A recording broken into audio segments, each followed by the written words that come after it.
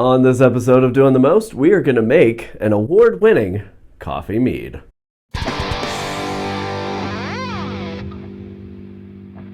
I have experimented with coffee a number of times on the channel in various means and ways, and I've kind of put to test a lot of the various ideas around how you can incorporate coffee into a mead. I've tried cold brewed coffee, I've tried instant coffee, I've tried coffee that is whole bean, I've tried coffee that's ground or fine ground. There are a lot of different ideas around when to add it, what the extraction rate should look like, how to reduce acidity, etc., etc.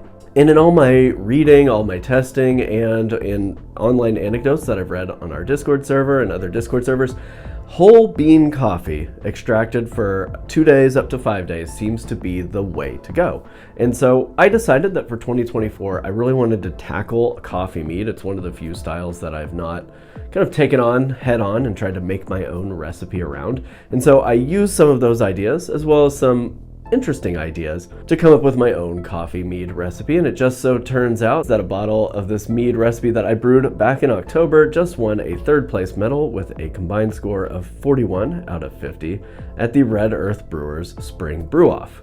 So first, let's take a look at the recipe, which is incredibly simple, and then I'll give you some notes on how it's made, and we'll do a tasting side by side of batch 1 versus batch 2. The ingredients for this winter warmer coffeemel are 13 pounds of rich honey, water to 5 gallons, and a neutral wine yeast like K1V1116. In secondary, we're going to be adding several things, including 16 ounces of whole coffee beans, 10 ounces medium roast, and 6 ounces of a blonde roast. We're also going to be using 7 grams of tannin, 7 grams of garam masala, 14 grams of crushed allspice, 3 ounces of vegetable glycerin, 1 ounce of ethyl vanillin, or 2 ounces if you're using regular vanilla extract, and finally to back sweeten, 2 pounds of honey. Making this mead really couldn't be easier. You are starting with just a traditional mead base. This should get you in the ballpark of a 13 to 14% ABV traditional mead. And for this recipe, I rehydrated my yeast using a rehydration nutrient called Go Firm.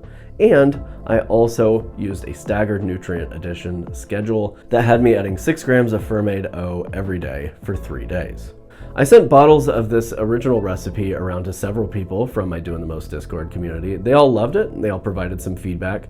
Part of the feedback being maybe that it needed a little bit more exposure time to the coffee beans, which is why we upped it from 2 days of contact time to 4 days of contact time. And there were some notes that the garam masala originally was too much. And in that original recipe, the one that actually won competition, was 14 grams of garam masala. If you really like garam masala, feel free to heft it back up to 14 grams when you make it.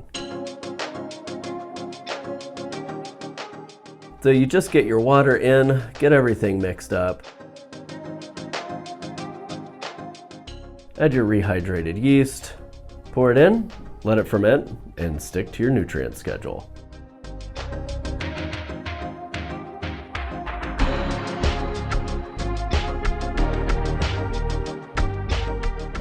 Once fermentation is complete, then we're going to start adding the ingredients for secondary. So that's our tannin powder, our garam masala, our allspice, just lightly crushed, and then that full pound of coffee beans. We're going to let that sit for 4 days. Initially, I did 2 days, and the coffee really drops off after a month or two. 4 days gives you a much better coffee aroma and flavor. We're also going to be adding stabilizers to stabilize that, so that after that 4-day period, we can back sweeten with our 2 pounds of honey and get it racked over so it can clear. In the first batch of this, I used sweet clover honey, which is a kind of a spicy, cinnamony, but also somewhat neutral honey. I think a wildflower or clover honey would work just fine for this, and that's what I used the second time I brewed it. But your mileage may vary. I think if you can get a hold of sweet clover honey, you should. Then once it's cleared, we're going to add our vanilla extract or ethyl vanillin, depending on what you've chosen, and our vegetable glycerin. Vegetable glycerin gives it a little bit more mouthfeel as well as a little bit of sweetness. It kind of acts as a viscosity enhancer that finishes the mead and gives you a little bit of clinginess around the palate that's different from what you get when using tannin alone. And then, essentially, it's time to get it bottled and age.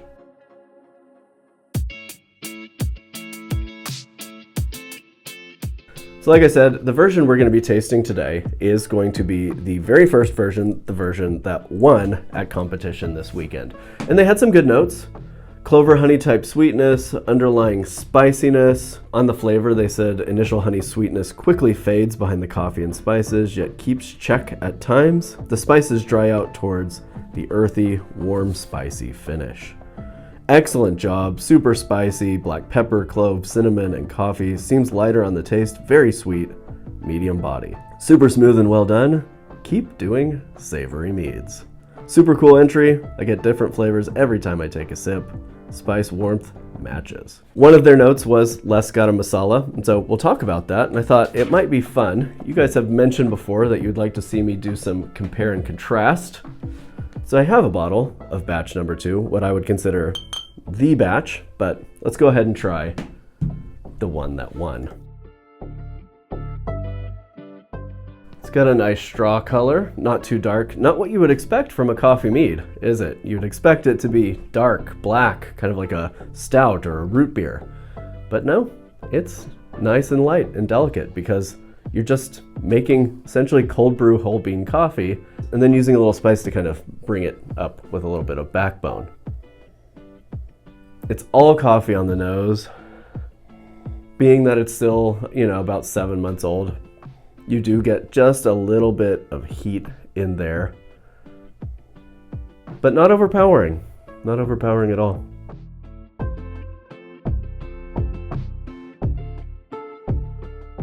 It's sweet and spicy. You start out with honey and coffee on the front, and then as you swallow and exhale, it kind of melds into this spicy, savory but not salty kind of warmth that kind of radiates from inside. Part of the challenge in making this was all the garam masala that I could find in grocery stores had salt in it. It was packed with salt. So I had to specially buy garam masala that didn't have salt in it, and I'll put a link in the description to the version that I used. I think it worked really well, and while it is a savory spice, it plays super well with the sweet in a way that doesn't make it feel like you're drinking like a savory dish. It definitely amplifies the coffee without steamrolling it. That one Red Earth judge is right. Every time you drink it, it tastes just a little bit different. You notice something else here and there, and the spice presents differently with every sip. It's super interesting. So let's compare.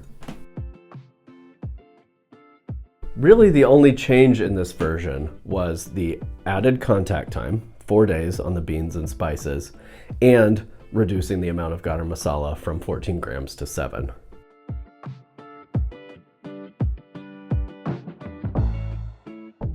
The coffee aroma is much bigger, whereas the original version with 2 days contact time is kind of a light, airy coffee.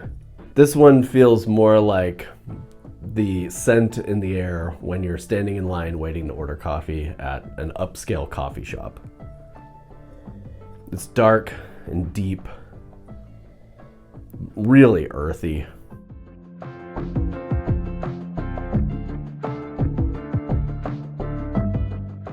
And it's also very good. Now, I do pick up more acidity in this one, and obviously that comes from the longer contact time. I think depending on your coffee palate, you're gonna wanna make some decisions about exposure and contact time for yourself, for your palate. And so for me, I think I do prefer the 2 days, maybe up to 3 days of contact time on the beans and spices, but I think going all the way up to 4 days really amplifies those flavors. And as I said previously, the coffee and the spice flavor definitely fades quickly. So this may end up tasting more like this 5 months from now.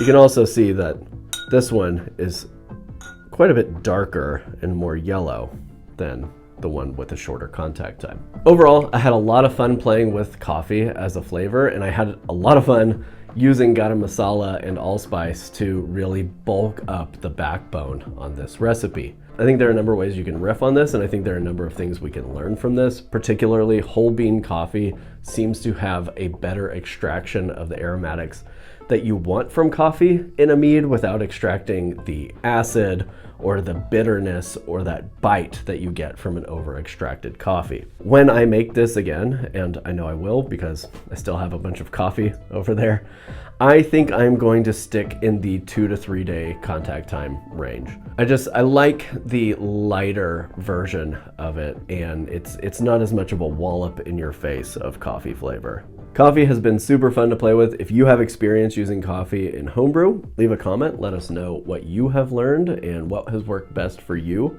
in the past. And of course, I hope you'll follow the channel, subscribe, ring that notification bell for future updates from Doing the Most. We've got some fun projects coming up. I hope you don't miss out on future content from our channel. Until next time, happy brewing and cheers. Homemade brews and various how-tos, everything from mead to roast, bake creation, fermentation, inebriation, doing the most.